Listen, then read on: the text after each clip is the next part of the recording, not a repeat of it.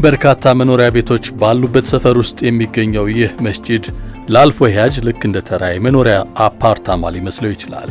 እንደ ብዙ መስጂዶች ጉልህ ሚናራ የለውም። ሆኖም በውስጡ በርካታ ሰጋጆችን ማስተናገድ የሚችል የሰላት ክፍልና መስጂዱን የሚያስተዳድረው የኦልኔሱድ ባህል ማህበር አስተዳደር ቢሮዎችን ይዟል። ከመስጂዱ አቅራቢያ የሚኖሩት የ78 ዓመቱ አዛውንት ሳላህ እንደሚናገሩት መጀመሪያ ላይ መደበኛ ያልሆነ የሰላት ክፍል ብቻ ነበር። ለአውሮፓውያን አቆጣጠር ከ2010 በኋላ በማህበራዊ ቤቶች አስተዳዳሪውም ሆነ በከተማው ማዘጋጃ ቤት በኩል ምንም አይነት ተቃውሞ ሳይገጥመው በነዋሪዎች ወደ መስጂድነት የተለወጠ ነው። ሳላህ በአብዛኛው ወደዚህ መስጂድ የሚሄዱት ለመግሪብ ሰላት ነው። ይህን ሲያስረዱም ሁልጊዜም ለመግሪብ ሰላት ወደዚያው ይሄድ ነበር። ጓደኞቼንም አገኛለሁ። ለጥቂት ጊዜ ውሏችንን ከተወያየን በኋላ ሁሉም ወደ የቤቱ ይበተናል ይላሉ። እኒህ አዛውንት በቅርብ ዓመታት የጤና መታወክ ስለገጠማቸው አዘውትረው ወደዚህ መስጂድ የሚሄዱት አንድም በቅርበቱ ምክንያት ነው። ይህ መስጂድ የሚገኘው በፓሪስ ሰሜናዊ ምስራቅ ዳርቻ ኦልኔ-ሷ-ቡዋ ውስጥ ነው። በመደበኛ ስያሜው አተቅዋ በመባል ይጠራል። የአካባቢው ነዋሪዎች ደግሞ በርካታ የስደተኛ ማህበረሰብ በሚኖርበት በከተማዋ ደቡባዊ ክፍል በሚገኘው የሻንተሉፕ ሰፈር መጠሪያ ተውሰው የሻንተሉፕ መስጂድ ይሉታል። ይህ መስጂድ ባለፈው ሐምሌ ወር በአካባቢው አስተዳደር እንዲዘጋ ተፈርዶበታል። የአካባቢው አስተዳዳሪ መስጂዱን የዘጋው የሚሰጡ ትምህርቶች ሽብርተኝነትን ያበረታታሉ በሚል ነው። ምዕመናን ይህ ውሳኔ እንዲታጠፍ በሞንትሬ አስተዳደራዊ ፍርድ ቤት አቤቱታ ቢያቀርቡም ፍርድ ቤቱ የተላለፈውን እገዳ በድጋሚ ለማገድ የቀረበውን አቤቱታ ውድቅ አድርጎታል። ፍርድ ቤቱ አቤቱታውን ውድቅ በማድረጉ ምክንያት መስጂዱ ለቀጣይ 6 ወራት ማለትም እስከ ጥር ወር ተዘግቶ ይቆያል። ይህ ውሳኔ ባለፉት ዓመታት ከሙስሊሞች ጋር በተገናኘ የጠለሸ ስም ባላት ፈረንሳይ የተላለፈ ነው። በእርግጥ ፈረንሳይ ከዚህ ቀደምም ቢሆን ለሙስሊሞች የተመቸች ለመሆን ዝግጁነት ያላት አልነበረችም። ያለፉትን 2 ዓመታት ብቻ መርጠን የሀገሪቱን ጋዜጦች ስለ ሙስሊሞች ምን ጻፉ ብለን ብንመለከትም የምናገኘው በኦሎምፒክ ሀገሪቱን የሚወክሉ ሴት ስፖርተኞች ሂጃብ እንዳይለብሱ የሚከለክል ረቂቅ ሕግ መውጣቱን፣ በመስጂድ ደጃፍ የአሳማ ራስ መጣሉን አሊያም የመስጂድ ኻዲም በዚያው በመስጂድ ውስጥ መገደሉን ነው።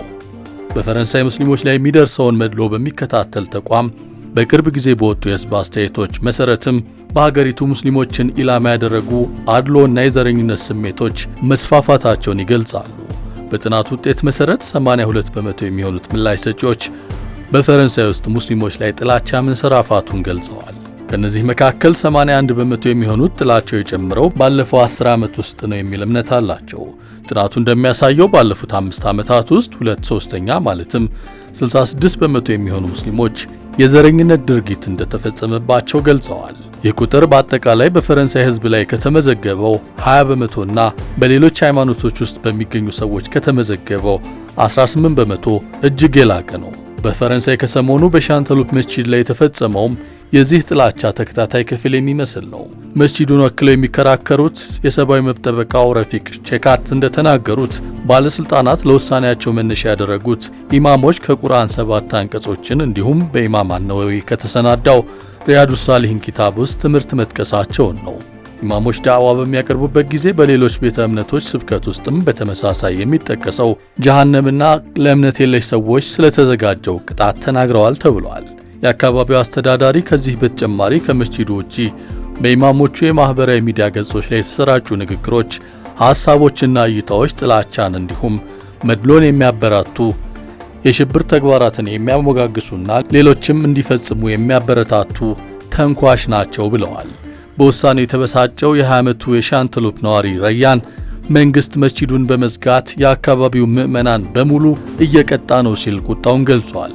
አክሎም የሴንደኒ አስተዳዳሪ ከፈለገ ጠብጫሪ ንግግሮችን አድርገዋል ብሎ የሚከሳቸውን ኢማሞችን ብቻ ለምን በሕግ አልጠየቀም ሲል ሌላ ጥያቄ ይሰነዝራል።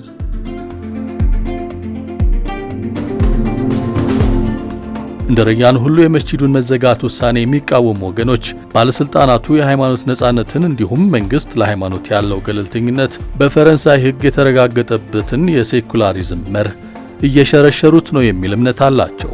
የሴንሴን ደኒ ግዛት አስተዳዳሪ ጁልየስ ቻርልስ ውሳኔውን ባሳለፉበት ወቅት ባለስልጣናቱ መስጂዱን ሲዘጉ በሃይማኖቱ የአምልኮ ነጻነት ላይ በግልጽ የታየ ከፍተኛ የሚባል ሕገወጥ ጥሰት አልፈጸሙም በሚል ተከራክረዋል።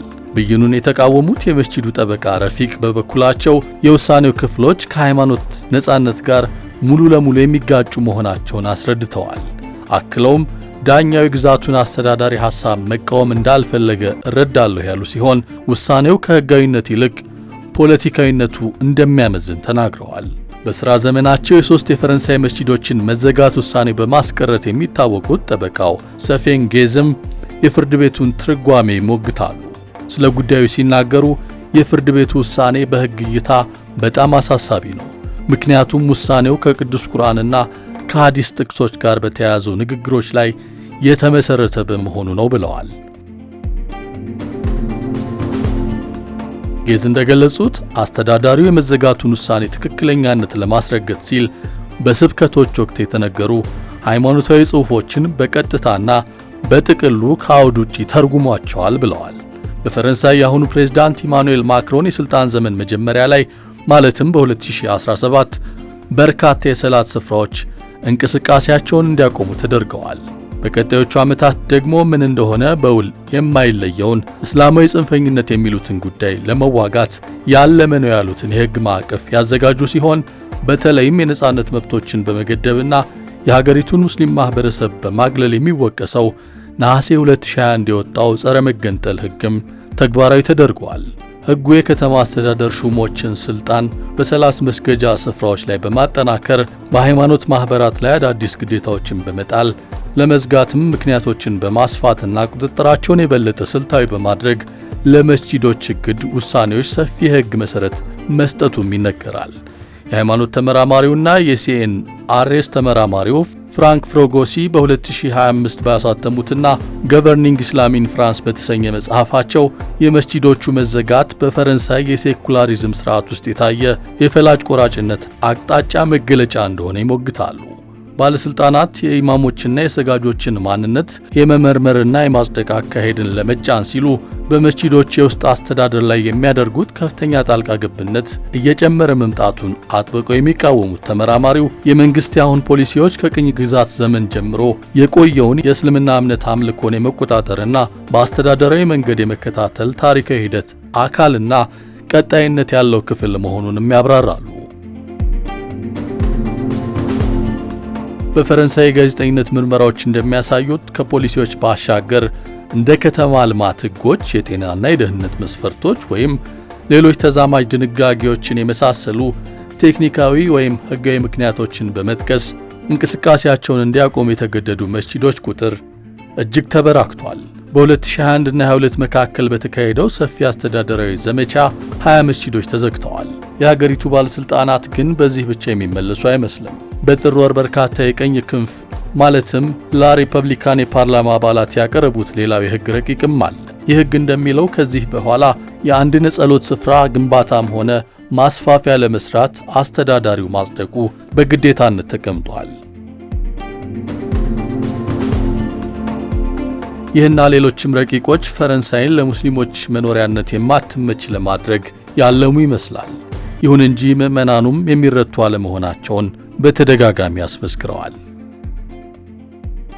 ለዚህ ጥንቅር ሚድል ኢስት አይን በዋና ምንጭነት የተጠቀምን ሲሆን አርኤፍአይ እና አዣንስ ፍራንስ ፕሬስንም በዋቢነት ተጠቅመናል።